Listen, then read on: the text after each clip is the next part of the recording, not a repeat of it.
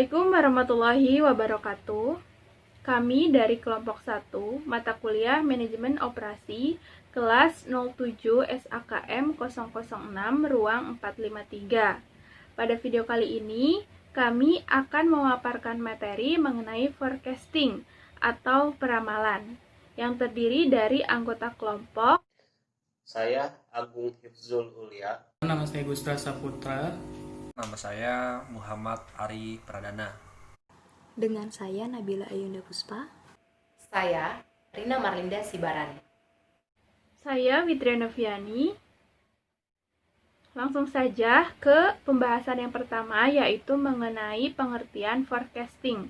Forecasting atau peramalan adalah proses memperkirakan berapa kebutuhan di masa mendatang yang meliputi kebutuhan dari kuantitas, kualitas, waktu, dan lokasi yang dibutuhkan dalam rangka memenuhi permintaan barang ataupun jasa. Pada dasarnya, terdapat beberapa langkah yang harus diperhatikan dalam membuat suatu ramalan untuk menjamin efektivitas dan efisiensi dari sistem peramalan, yaitu terdapat 9 langkah yang harus diperhatikan. Yang pertama, menentukan tujuan dari peramalan. Yang kedua, memilih item independent demand yang akan diramalkan. Yang ketiga, menentukan horizon waktu dari peramalan, baik itu jangka pendek, jangka menengah, ataupun jangka panjang. Yang keempat, memilih metode peramalan. Yang kelima, memperoleh data yang dibutuhkan untuk melakukan peramalan. Yang keenam, validasi metode peramalan. Yang ketujuh, membuat peramalan. Yang kedelapan, implementasi hasil-hasil peramalan. Dan yang terakhir yaitu verifikasi peramalan. Kegunaan peramalan. Di sini terdapat 3 kegunaan dari peramalan atau forecasting, yakni 1. Menentukan apa yang dibutuhkan untuk perluasan pabrik. 2. Menentukan perencanaan lanjutan bagi produk-produk yang ada untuk dikerjakan dengan fasilitas-fasilitas yang ada. 3. Menentukan penjadwalan jangka pendek produk-produk yang ada untuk dikerjakan berdasarkan peramalan yang ada.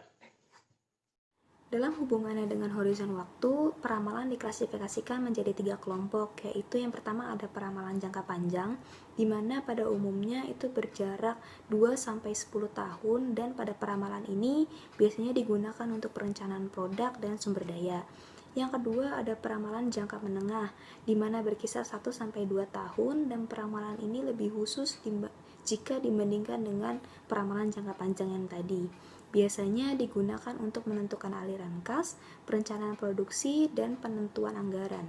Dan yang terakhir ada peramalan jangka pendek, di mana sekitar waktunya itu cuma 1-5 minggu aja, dan peramalan ini digunakan untuk mengambil keputusan dalam hal perlu atau tidaknya suatu aktivitas itu dilakukan, seperti misalnya lembur, ataupun penjadwalan kerja, dan lain halnya. Peramalan bersifat subjektif atau kualitatif. Peramalan ini lebih menekankan kepada keputusan-keputusan hasil diskusi pendapat pribadi seseorang dan institusi yang meskipun kelihatan kurang ilmiah, tetapi dapat memberikan hasil yang baik. Beberapa model peramalan digolongkan sebagai model subjektif, yaitu yang pertama, dugaan manajemen, yang kedua, riset pasar, yang ketiga, metode DLP, yang keempat, analogi historis. Metode peramalan. Peramalan bersifat objektif, kuantitatif. Metode ini merupakan prosedur peramalan yang mengikuti aturan-aturan matematis dan statistik dalam menunjukkan hubungan antara permintaan dengan satu atau lebih variabel yang mempengaruhinya. Metode ini terbagi dua, yaitu metode intrinsic time series. Metode ini membuat peramalan hanya berdasarkan pada proyeksi permintaan historis, tanpa mempertimbangkan faktor-faktor eksternal yang mungkin mempengaruhi besarnya permintaan. Metode ini dipengaruhi oleh 4 komponen, yaitu tren atau kecenderungan, sifat dari permintaan di masa lalu terhadap waktu terjadinya apakah permintaan tersebut cenderung naik, turun, atau konstan. Kemudian cycle atau siklus, yaitu permintaan suatu produk dapat memiliki siklus yang berulang secara periodik. Kemudian season atau pola musiman. Fluktuasi permintaan suatu produk dapat naik turun di sekitar garis tren dan biasanya berulang setiap tahun. Random atau variasi acak. Permintaan suatu produk dapat mengikuti pola variasi secara acak karena faktor-faktor adanya bencana alam, bangkrutnya perusahaan bersaing, promosi khusus, dan kejadian-kejadian lainnya yang tidak mempunyai pola tertentu. Nah, teman-teman, teknik ramalan metode kausal ini ada dua.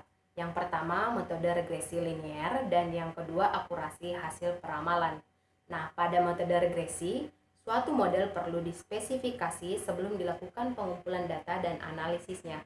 Terdapat banyak rumus dalam penetapan standar perbedaan ataupun standar error. Berikut 7 rumus ukuran yang biasa digunakan.